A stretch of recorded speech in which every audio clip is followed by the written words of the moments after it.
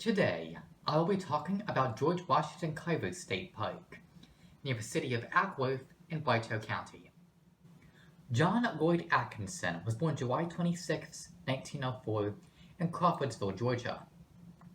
Atkinson became very successful, and in 1941 he built a house in Atlanta. Unfortunately, the police said he could not move into his house, as it was built on a whites-only city block.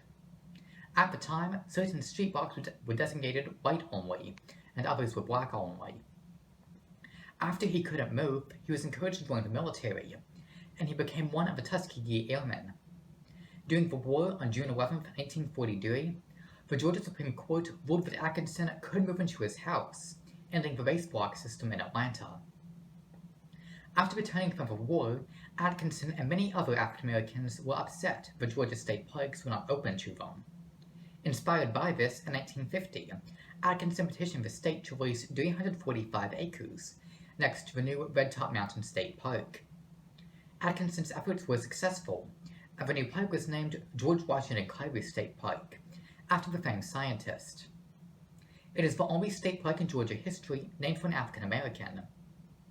Atkinson was made the park superintendent, and he built a clubhouse, docks, and a playground. He also developed the park beach. The park became incredibly popular and was host to many notable visitors, including Andrew Young and the King family. Many performers came to the park as well, such as Ray Charles and Little Richard. In 1958, John Atkinson fell ill, and he had to resign as park superintendent. He went on to found a jewelry business and a plastic company in Atlanta, and it was his plastic company that did work at the Georgia Governor's Mansion in the 1960s. The next superintendent after Atkinson was James Clarence Benham. His family grew up in the park, as they lived on the park grounds. His son, Robert, was the first African American to serve on the Georgia Supreme Court. The park was very successful, attracting everyone from Boy Scouts to professional water ski club.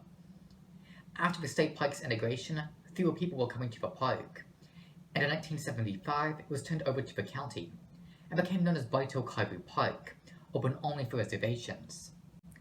In 2016, it was renamed George Washington Carver Park, and is once again open for visitors. In closing, I'd like to thank Trey Gaines and the Bartow History Museum for their help in researching this park's history. Thank you.